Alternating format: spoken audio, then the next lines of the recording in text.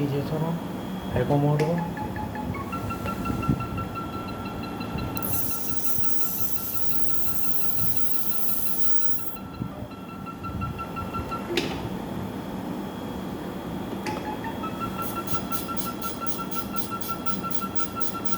pulse में चल रहा है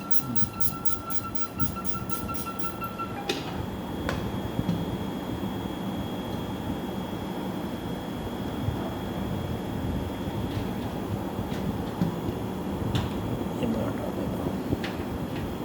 निकाल लगाओ कटर ये इरिगेशन इसमें आ रहा है बंद करना है कोई नहीं ये होगा